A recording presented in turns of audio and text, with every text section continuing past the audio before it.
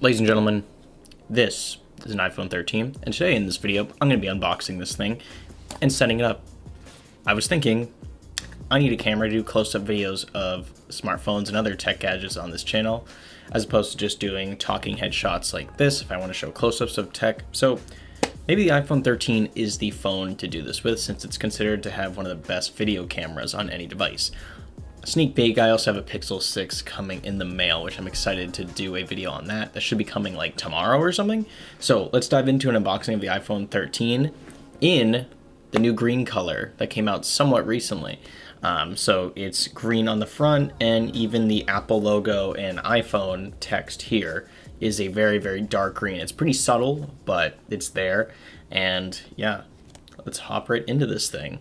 Okay, so here we are. Here's the iPhone 13. This is the unlocked version. And by the way, this is just the standard iPhone 13. It's not the mini, it's not the Pro or the Pro Max, just the standard iPhone 13. And it's in the, I think it's called forest green color. Well, it just says green on the box, but let's hop right into this unboxing, ladies and gentlemen. iPhone 13 designed by Apple in California and assembled in China. This is the 128 gigabyte model, so just keep that in mind. Let's do these pull tabs. This is how you unbox iPhones these days, with these two little pull tabs, so they make it very easy. There is no more cutting plastic since they're all environmentally friendly. And as usual, this does not come with a charger in the box. There we go. And I would say the color overall like matches the box pretty closely. I would say the box looks a little brighter and the color itself looks a little darker.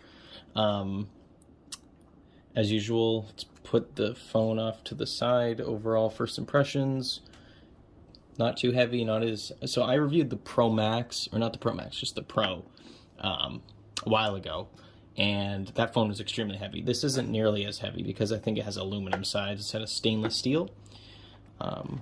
We have a Lightning to USB-C cable for data transfer and also charging. As I said, this does not come with a brick, so you're kind of out of luck if you don't have a USB-C brick. So yeah, you can't charge your phone. In here, I believe you also have your SIM eject tool, and do you get Apple stickers? Yes, you do. You get one Apple sticker in there. I have a bunch of SIM ejector tools, but honestly, like, I'm fine having another one because you can easily misplace them. But let's put this stuff back into the box and let's get the iPhone out in front here. Okay, so here's the phone. As you can already see, people are going to get mad. The oils on your fingers leave massive smudges on this. I wouldn't say it's too bad. It's probably the camera's picking up a little bit more than in person, but yeah. Since this has like a glossy back and not the matte black, not matte black, the matte finish on the Pro model, it's gonna pick up fingerprints. So let's take this off. I know people find that like oddly satisfying. So here it is. Here's the front. You can barely even see the notch in this. You can see my reflection. Hello. And as you can see, the sides are very, very dark. It's a very, very dark green. So like very deep, like forest green. Here's the buttons. Here is the mute switch, volume up, down, lightning port, dual stereo speakers. One right here and one right here. And let's power this thing up and see if it's got any juice in it. There we go. I'm just curious how long this actually takes to boot up at first. The iPhone 13 Pro booted up like really, really quickly, so I'm curious how this one does overall. And there we go. We have the phone itself all ready to go, and it's looking pretty darn good. You can also still see my reflection with the with the screen here. But yeah, let's swipe up. Select English, United States. Okay, we're back. Data and privacy. Continue. Face ID, set up later. I don't really care. Create a passcode. Sure. Okay, I set up a passcode. What do we have here? Apps and data, restore from iCloud, transfer it directly. Move data from Android, don't transfer apps and data. Apple ID, I don't currently have one. Let me fix this. Terms and conditions, sure, let's agree to that. Keep your iPhone up to date, continue. iMessage and FaceTime, continue. Enable location, sure. Continue. Select Siri voice. Hi, I'm Siri. Hi, I'm Siri. Hi, I'm Siri. Hi, I'm Siri. Choose the voice you'd like me to use. You can change it later in settings. Sure. Hey Siri. Thank God, that took forever.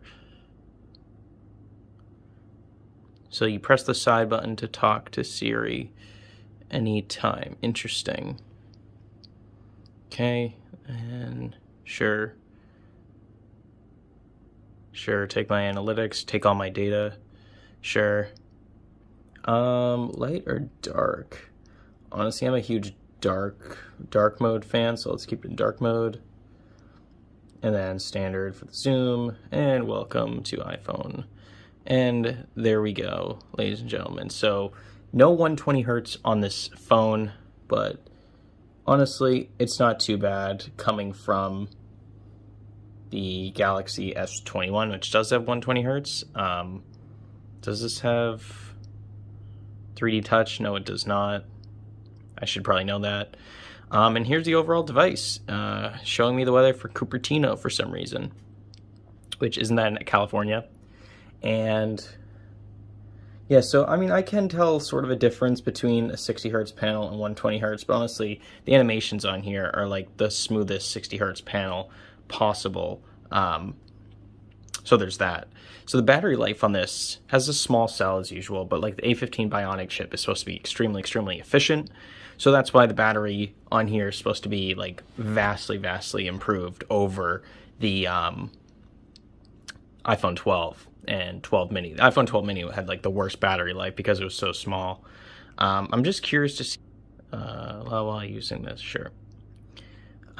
Choose style. I'll set that up later. I don't really care.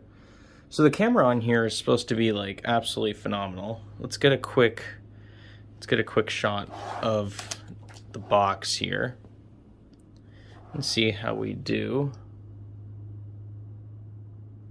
See how that came out. You know what? It didn't come out too bad. Pretty good sharpness, I'll say. Actually, really good sharpness, especially along the edges. I can definitely see some background blur there. Colors aren't as vibrant, but you can actually adjust that. So I'm comparing this to the Galaxy phone's camera. But I'm really excited for the video quality on here, which is supposed to be like absolutely buttery smooth and also a wide angle lens and such. So this is going to be good for filming some videos, which I'm excited about. So close the camera. I can set that up later, but overall, the feel in the hand of this is good. It's not as heavy as the iPhone 13 Pro, which is good because that thing is so heavy, and the Pro Max is even worse.